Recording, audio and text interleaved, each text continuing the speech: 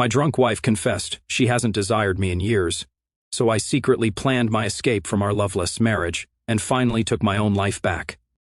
We were at a friend's party, the kind of gathering where people drank a little too much, the music played a little too loud, and conversations teetered on the edge of oversharing. My wife had been nursing her wine all evening, first glass, then a second, then a third. I had seen her tipsy before, but that night something felt different. She was looser, more talkative, and the filter that usually kept her biting remarks to herself had all but disappeared. We were sitting in the corner of the living room when it happened. She leaned in close, slurring her words just enough to make it clear she had had one too many. Her cheeks were flushed, her eyes unfocused, but her voice carried a sharpness that sliced through the noise around us. "You know," she began, almost casually, "I haven't desired you in years." I blinked, unsure if I had heard her right. Maybe it was the music or the alcohol dulling my hearing. But no, she was looking right at me, her expression a strange mix of amusement and apathy. "What did you just say?" I asked, my voice barely audible over the thumping bass. She laughed, a dry, humorless sound. "Oh, come on, don't act surprised. You felt it too, haven't you? We're just stuck." The room seemed to tilt. I wanted to chalk it up to her being drunk, to words she would regret in the morning. But there was a conviction in her tone that I could not ignore. This was not a fleeting thought or a drunken exaggeration. It was the truth, stripped bare and shoved in my face. For a moment I sat frozen, unsure how to respond. The party buzzed on around us, oblivious to the quiet implosion happening in the corner. My heart pounded in my chest, and a million thoughts raced through my mind. Had she been unhappy this whole time? How long had this been brewing? But instead of answers, I felt only a hollow ache, like someone had reached inside me and pulled out something vital. I looked at her again, hoping for some sign of regret, maybe a nervous laugh or an apology. Instead, she took another sip of her wine, looking almost relieved, as if saying it out loud had lifted a weight off her shoulders. "You don't mean that," I said finally, my voice cracking. She shrugged. "I don't know why you're so shocked. It's not like we've been passionate. I'm just being honest. Honest." That word rattled around in my head, leaving a bitter taste in my mouth. Honesty was supposed to bring clarity, not this gut-wrenching sense of betrayal. I tried to piece together how we had gotten here, to this point where the woman I had shared a life with could admit something so devastating so casually. The rest of the night passed in a blur. I remember her mingling with the other guests as if nothing had happened, her laughter ringing out across the room. Meanwhile, I sat there replaying her words over and over, trying to make sense of them. I wanted to confront her, to demand answers, but what good would it do? She had said her piece, and no amount of arguing could take it back. On the drive home, she was quiet, staring out the window as if the conversation had never happened. I kept my hands gripping the steering wheel, knuckles white, afraid that if I let go I might snap. The silence between us was deafening, each second stretching longer than the last. When we got home, she went straight to bed without another word. I stayed in the living room, staring at the blank TV screen, my thoughts spiraling. Her words had cracked something inside me, something I was not sure could be fixed. That night, for the first time, I began to see our marriage for what it really was, not a partnership, but a trap. And I was not sure if I could, or should, find a way out. The morning after her confession, I woke up on the couch with a stiff neck and a heavier heart. The sunlight poured in through the blinds, illuminating the mess of our home, a coffee mug left on the table. Her shoes kicked off carelessly in the entryway. It all felt suffocating. Everything seemed so normal on the surface, yet her words from the night before clung to me like a shadow. She moved around the kitchen, humming softly as if nothing had happened. Watching her act so indifferent made my stomach churn. I wanted to confront her, to force her to acknowledge what she had said, but I stayed silent. The truth was I was terrified of the answer. If I peeled back the layers, how much worse would it get? Instead, I retreated inward, letting my mind wander over the years of our marriage. I thought back to the early days, when we could not keep our hands off each other, when every small moment together felt electric. I tried to pinpoint where things had started to fade, but the decline had been so gradual, so insidious, that I had not noticed it at the time. There had been signs, though, hadn't there? Times when her touch felt perfunctory, her laughter forced, the night she stayed late at work or buried herself in her phone, claiming exhaustion when I reached out to her. I had told myself it was just the ebb and flow of a long-term relationship, that we were like any other couple navigating the grind of daily life. But now I wondered, had I been blind, or had I chosen not to see? The hardest part was realizing how much of our life together had been performative. To the outside world, we were the perfect couple. Our friends envied our stability, our families praised our compatibility. At gatherings, we played our roles flawlessly, exchanging knowing smiles and inside jokes as if we were still madly in love. But behind closed doors, things were different. The little gestures that once came naturally, holding hands, spontaneous kisses, even genuine conversations, had become rare. We moved through life side by side, but never really together, like actors going through the motions of a script we no longer believed in. There were moments when I tried to bridge the gap. I booked weekend getaways, bought her flowers for no reason, even suggested we see a counselor. She always accepted these efforts with a polite smile, but her enthusiasm never lasted. It was like trying to fill a bucket with a hole in the bottom. No matter how much I poured in, it was never enough. Looking back, I realized how much I had sacrificed to keep up appearances.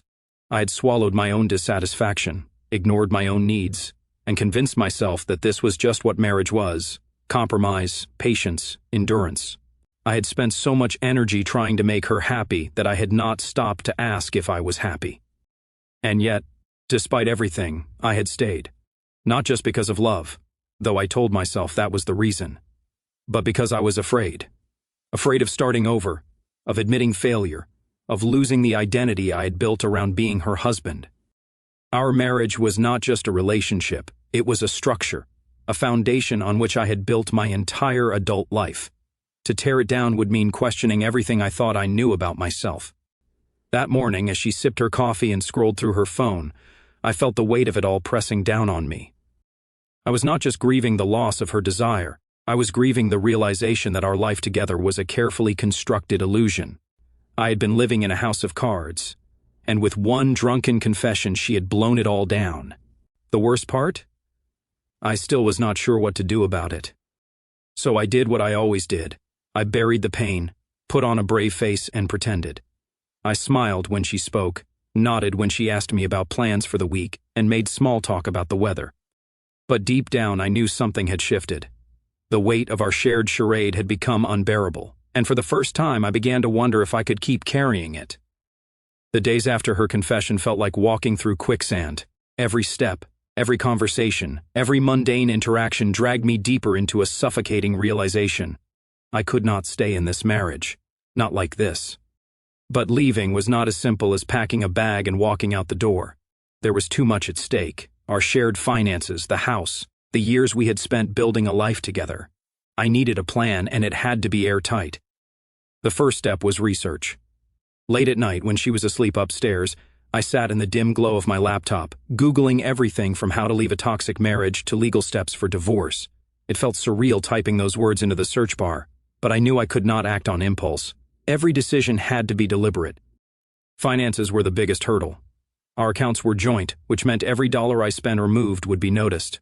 I opened a separate bank account under a new email address, one she would not know to check. I started small, transferring insignificant amounts here and there, money she would not question if she even noticed it was missing. It was not much, but it was a start. Next came the legal aspect. I did not know much about divorce law, so I reached out to a friend who had been through it.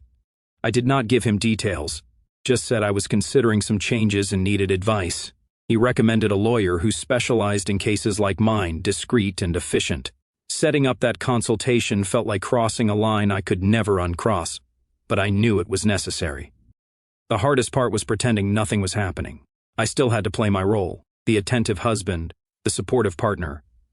Every morning I got up, made her coffee, and listened to her talk about her day. Every evening I sat beside her on the couch, nodding along to whatever show she was watching. It felt like being a character in a play I had grown to hate, but any slip-up could unravel everything. There were close calls, moments when I thought she might suspect something. Once she picked up my phone and noticed an unfamiliar email notification. "What's this?" she asked, her tone sharp.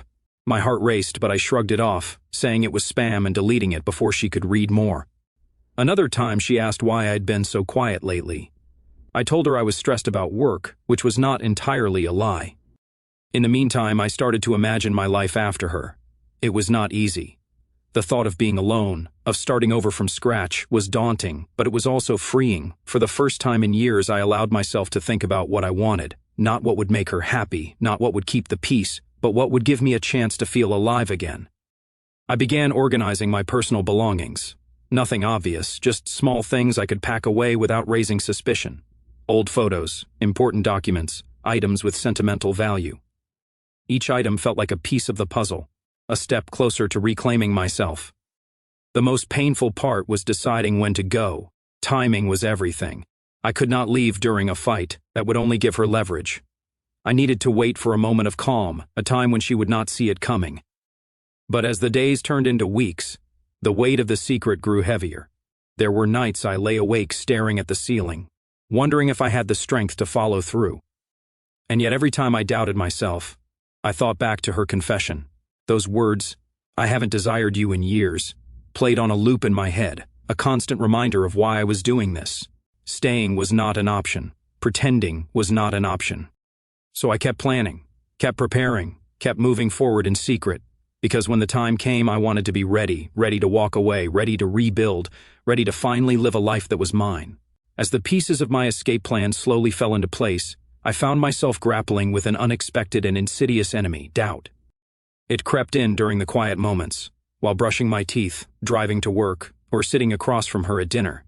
Even as I inched closer to freedom, the fear of losing everything I knew clawed at the edges of my resolve. Our life, flawed as it was, had become a cocoon of routine. The familiarity of it all, the shared morning rituals, the unspoken understanding of each other's habits, the quiet nights watching TV, felt both comforting and stifling. I wondered if walking away would strip me of the only identity I had ever known as an adult, her husband. Then there was the guilt. Despite her confession, despite the cracks in our relationship that had long since widened into canyons, I could not ignore the years we had shared, the anniversaries, the road trips, the inside jokes. Those memories lingered like ghosts, haunting every decision I made. Was I being selfish? Was I throwing away something that, with enough effort, could be salvaged?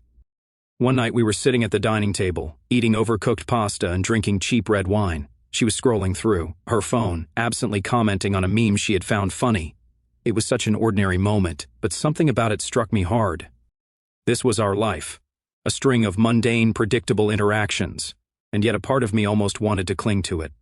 Even unhappiness can feel safe when it is all you have known. But then there were the other moments, the ones that reminded me why I needed to leave. The way she dismissed me when I tried to talk about my day, the sharp tone she used when I forgot to do something trivial, the nights I lay awake feeling the emptiness between us like a physical chasm. Those moments felt like small deaths, each one chipping away at who I was until I barely recognized myself. I started to realize that the comfort I felt was not real. It was an illusion. The life we had built together was a house of cards, and I had been too afraid to knock it down. But fear alone was not enough to keep me there. I had to remind myself of that every day. To combat the doubt, I forced myself to focus on the future. I imagined a life where I was not walking on eggshells, where I did not feel like an afterthought in my own marriage. I thought about the things I had given up over the years, the hobbies I abandoned, the friendships I let fade, the dreams I had put on hold for the sake of keeping her happy. For the first time in a long time, I allowed myself to dream again, to think about what I wanted. But the ghosts of comfort were not just emotional, they were practical too. Leaving meant uprooting everything, finding a new place to live, rebuilding my finances, explaining myself to friends and family who thought we were the perfect couple. It meant facing the judgment, the questions, the whispers behind my back. I knew people would ask, why did he leave? What really happened? And the answers were not simple. Some nights I almost convinced myself to stay. I told myself it was easier to keep pretending, to settle for the life I had instead of risking everything for the unknown. But deep down, I knew better. Staying was not a compromise, it was a surrender, and I was not ready to give up on myself. The hardest part was facing her. Every interaction felt like a test, every conversation a reminder of the fragile balance I was trying to maintain. I wondered if she sensed my detachment, if she noticed the way I avoided her touch or how I hesitated before answering her questions. Sometimes I caught her looking at me, her brow furrowed as if she were trying to decipher something. But if she suspected anything, she did not say. In those moments, the weight of the plan, the doubts, and the comfort all pressed down on me. It would have been so easy to give in, to let the fear of change paralyze me. But I could not let it. I could not let myself be trapped by a life that no longer felt like mine. So I kept moving forward, one step at a time. Even as the ghosts of comfort whispered in my ear, I reminded myself of the truth. Leaving was not just about escaping her, it was about finding myself again. The turning point came on an otherwise uneventful Tuesday. She had left early for work, leaving me alone in the house. It was one of those rare quiet mornings where the absence of her presence made everything feel lighter. As I sat at the kitchen table staring at the half-empty cup of coffee in front of me, I realized I could not keep waiting for the perfect moment to leave. If I wanted out, I had to start taking real steps, no more stalling, no more second-guessing. The first thing I did was call the lawyer I had been researching. It was a nerve-wracking conversation, but also strangely empowering. I explained my situation, omitting the emotional details, and focused on the practicalities, splitting assets, legal rights, what to expect. The lawyer was straightforward, walking me through the process with a calmness I desperately needed. By the end of the call, I felt something I had not in months: control. That sense of control, however, did not last long. Every decision, every small action I took to prepare, felt like walking a tightrope. One misstep and everything could unravel. I started organizing my documents, bank statements, property deeds, anything that would be relevant when the time came. I kept them hidden in a box in the garage, buried under old tools and forgotten junk. It felt risky, almost reckless, but I could not afford to leave anything behind. The next challenge was finding a place to go. Staying with friends or family was not an option. I could not handle the barrage of questions, the pitying looks, or the unsolicited advice. I needed somewhere quiet, somewhere I could rebuild without interference. I started looking at apartments online, saving listings in a private folder. Most were out of my budget, but I did not care. I just needed one good lead, one place to start over. All the while, I had to keep up appearances. That meant laughing at her jokes, pretending to care about her endless rants about co-workers, and feigning interest in plans for the weekend. It was exhausting, playing the part of the dutiful husband while secretly dismantling the life we had built together. Every smile felt like a lie, every "I love you" a betrayal, not of her but of myself. One night, as we sat in the living room, she asked me a question that nearly derailed everything. "Are you happy?" Her tone was casual, almost offhanded, but the question hit me like a punch to the chest. For a moment I froze, the truth teetering on the edge of my tongue, but I caught myself and forced a smile. "Of course," I said. "Why wouldn't I be?" She did not press further, but her eyes lingered on me for a moment too long. I wondered if she suspected something, if the cracks in my facade were starting to show. That possibility terrified me, but it also pushed me forward. I could not afford to hesitate. I had to stay focused. Over the next few weeks, I started taking small items out of the house. A book here, a framed photo there. Things that would not be missed right away. I stored them in my car, hidden in the trunk, ready to go when the time came. Each item felt like a tiny victory, a piece of my life reclaimed. But the hardest part was waiting. Every day felt like walking on a minefield, never knowing if the next step would set everything off. I was hyper-aware of her moods, her reactions, her habits. Any change in her routine felt like a potential threat. If she became suspicious, if she confronted me before I was ready, the entire plan could fall apart. There were moments of doubt, moments where I questioned if I was doing the right thing. But those moments were fleeting. The more I planned, the more I prepared, the more I realized I could not stay. I had spent years sacrificing my happiness for the sake of maintaining a relationship that had become hollow. It was time to put myself first. As the days turned into weeks, the pieces of my plan began to fall into place. The lawyer had the paperwork ready. I had found a small, modest apartment on the other side of town. Nothing fancy, but it was mine. My escape was no longer a distant idea. It was a reality waiting to happen. All that was left was to choose the right moment to make my move. The moment I had been planning for finally arrived, though not in the way I had envisioned. There was no dramatic fight, no explosive argument. It was a quiet, unassuming Tuesday, a day like any other. She had gone to meet some friends for drinks, leaving me alone in the house.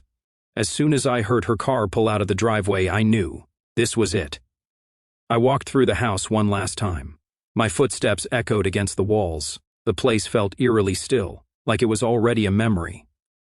The photos on the walls, the furniture we had picked out together, The little knickknacks that had seemed so important at the time, they all felt like relics of a life that no longer belonged to me. I had packed most of my things the night before, loading them into my car under the cover of darkness. Now I grabbed the last of it, a duffel bag filled with clothes, the box of documents from the garage, and a few personal items I could not bear to leave behind. With every step toward the door, my heart raced. Even though I knew she would not be home for hours, the fear of being caught lingered in the back of my mind. As I closed the door behind me, I felt an unexpected pang of sadness. This had been my home for years, a place where I had laughed, cried, and built what I thought was a future. Leaving it felt like closing the door on more than just a house. It felt like saying goodbye to a part of myself. But that sadness was quickly overshadowed by a sense of relief, like a weight I had been carrying for years had finally been lifted. I drove to my new apartment in silence, the hum of the engine the only sound breaking the stillness. When I arrived, I unloaded my things one box at a time. The apartment was small, sparsely furnished, and smelled faintly of fresh paint. It was not much, but it was mine. For the first time in years, I felt a flicker of something I had not allowed myself to feel: hope. The first night alone was strange. The silence was deafening, and I kept waiting for her voice, her footsteps, the sound of her phone buzzing on the coffee table. But none of it came. Instead, I sat on the floor, since I did not have a couch yet, and let the reality of my new life sink in. I was not just free from her. I was free from the charade we had been living, free to figure out who I was outside of that relationship. The next morning, I woke up with a clarity I had not felt in years. There was no one to please, no one to tiptoe around. The day was mine to fill as I pleased. It was a strange, exhilarating realization. I made coffee in a kitchen that did not yet feel like home and stood by the window, looking out at a view that was entirely new. It was not the life I had envisioned for myself when I first got married, but it was a life that felt full of possibility. Of course, the aftermath was not without its complications. When she came home and found me gone, she called me over and over again. I ignored the calls at first, letting them go to voicemail. When I finally answered, her voice was a mix of confusion, anger, and disbelief. "Where are you? What's going on?" she demanded. "I'm done," I said simply. "I can't do this anymore." There was silence on the other end, and for a moment, I thought she might hang up. But then she spoke, her voice quieter this time. "So that's it?" "Yes," I replied, "that's it." The conversation did not last long. There were no tears, no pleading, no dramatic declarations. Just a cold, mutual understanding that we had reached the end. She did not fight me on it, and for that I was grateful. It was as if she had known this day would come, just as I had. In the weeks that followed, I focused on rebuilding. It was not easy. I had to confront the parts of myself I had ignored for so long, the dreams I had abandoned, the person I had become. But with each passing day, I felt stronger, more grounded, more like myself. Freedom was not a sudden rush of euphoria. It was a slow, steady unfolding of possibilities. It was in the little things, the quiet mornings, the books I finally had time to read, the friends I reconnected with. It was in the realization that I did not need anyone else's approval or validation to feel whole. Leaving was not the end of my story. It was the beginning. And for the first time in years, I was ready to write it. For the first few weeks after I walked out, I kept waiting for the crash, the crushing wave of regret, the panic of having burned my entire adult life to the ground. It never came. Instead, what arrived was silence, so complete, so pure, that it felt almost sacred. No more bracing for the next dismissive comment. No more scanning her face for signs of the storm that was about to break. No more lying awake wondering if tonight would be another night of sleeping with a canyon between us. Just silence. And in that silence, for the first time in years, I could hear myself again. People think freedom feels like fireworks. It doesn't. It feels like the moment after you've been holding your breath underwater for far too long and you finally break the surface. The first gulp of air is ragged, almost painful, but then the second breath comes easier, and the third, and suddenly you remember what it's like to be alive in your own body. I still catch myself sometimes, standing in the grocery aisle, reaching for two of something instead of one, or turning to tell her a stupid joke I just thought of. The reflex dies a little more each time. The ache is still there, but it's no longer a wound. It's a scar, proof that I survived loving someone who had stopped loving me back long before she ever said the words out loud. I'm not angry anymore. Anger would mean she still has power. What I feel now is closer to pity, and even that is fading. She gave me the cruelest gift anyone ever handed me, the truth at maximum volume. Most people spend decades pretending, medicating, negotiating with themselves just to avoid hearing it. She ripped the bandage off in one drunken sentence. It hurt like hell, but it also cauterized the wound. There was no slow bleed left to manage. I'm 35, and I have never felt younger.